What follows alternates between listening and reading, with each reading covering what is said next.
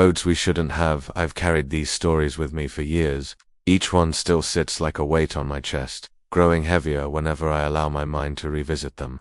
I used to think they were just strange coincidences of bad luck or odd timing, but I know better now.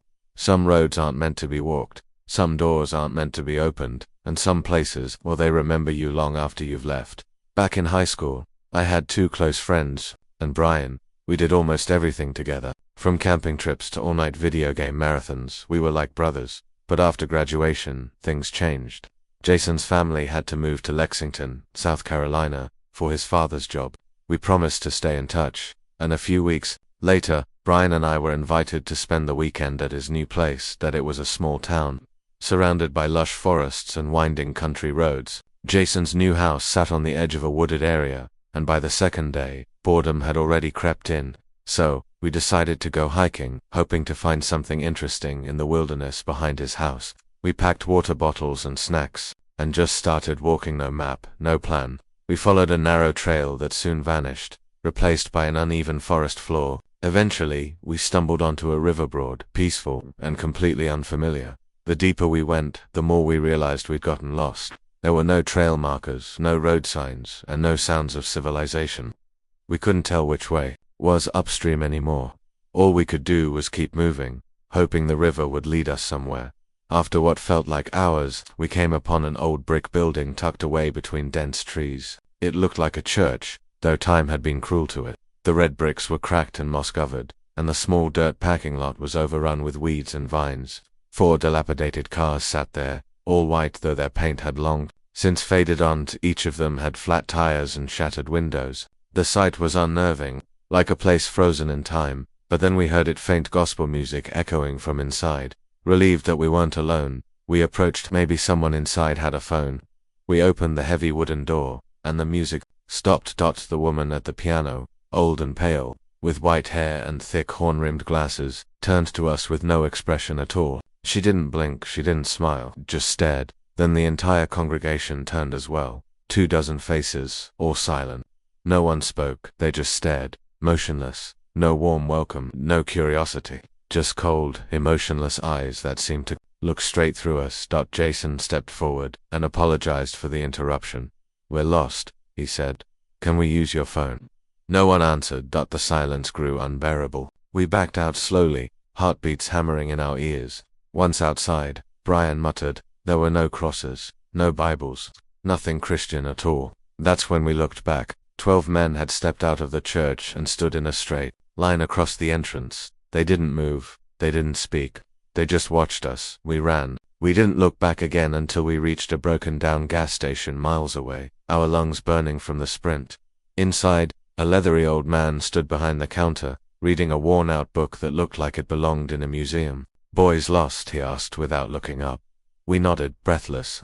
He gave us vague directions involving a telephone pole and a hidden trail leading to the highway. When we left, he stepped outside to watch us go, arms folded, grinning with a mouthful of rotting teeth. It was twilight by the time we made it to the highway.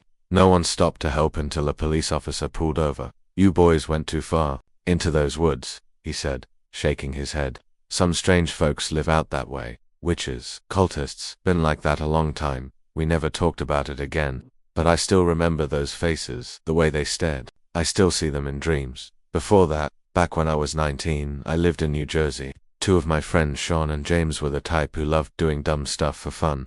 Halloween was coming up, and someone had the bright idea to visit an abandoned church that sat alone atop a hill at the edge of town. Everyone knew about it. Locals said it was cursed. But to us, it was just a cool place to get spooked.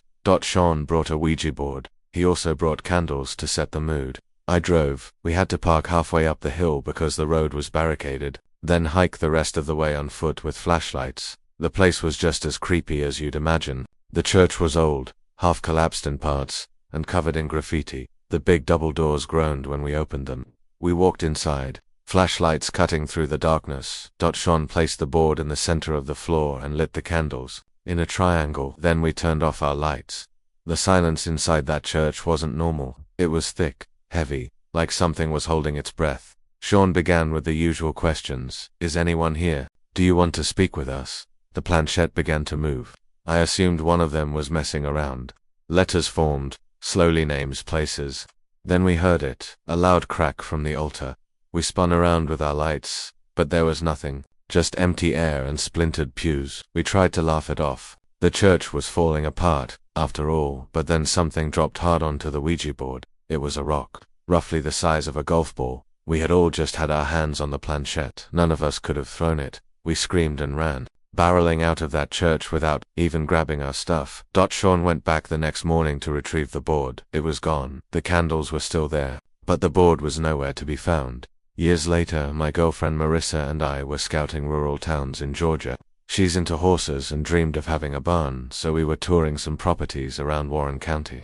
It was a sleepy place, with long stretches of nothing but woods and dirt roads. At one point, we passed a small white church tucked just off the main road. There were cars in the lot, mostly old ones. Marissa wanted to stop and see if a weekday mass was happening, so we pulled in and walked inside. Something felt wrong the moment we entered. The place was silent, no organ, no choir, just rows of men sitting in the pews, heads bowed. There were no elderly folks, no children, and not a single woman in sight except Marissa. We sat quietly, in the back, and slowly, one by one, the men turned their heads to look at us. It wasn't curiosity on their faces. It was something else, displeasure, possessiveness. Then a man stepped forward at the front. He wore a mask, featureless and pale. His voice was cold and flat as he asked, "Who invited you?" I stood up. We just thought this was a mess. "Sorry, didn't mean to intrude. You need to leave," he said. We didn't wait. As we got to the car, I glanced in the mirror. One of the men was getting into a gray van. I told Marissa to buckle up, and we drove fast. The van followed us, not tailgating, but close enough to send a message.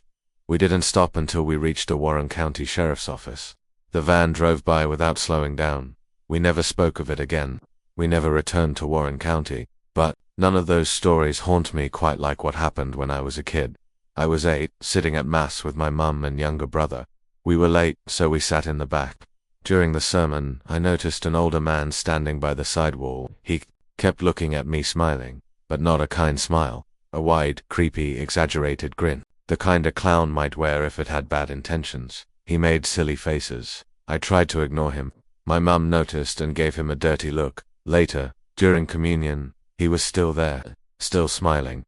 That week, at Cub Scouts, we had a scavenger hunt inside the same church's school building. We were split into teams and sent all over the place: cafeteria, gym, classrooms. I ended up alone in a back hallway behind the kitchen. There was a freezer with popsicles. I opened it and took one. That's when I heard him. "Don't let them catch you stealing," he said, stepping from the shadows. It was the same man from Mass. He closed the freezer door and grabbed my hand. "I've got better treats in the back," he whispered.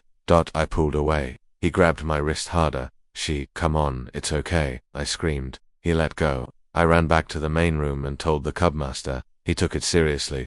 My mum was called. Turns out the man lived on church grounds. He worked there a few weeks later. I overheard that he had been accused of touching another boy inappropriately. He was removed from the church. I don't know if he went to jail. I don't know what happened to the other kid, but I know this: I was one scream away from disappearing into a back room forever.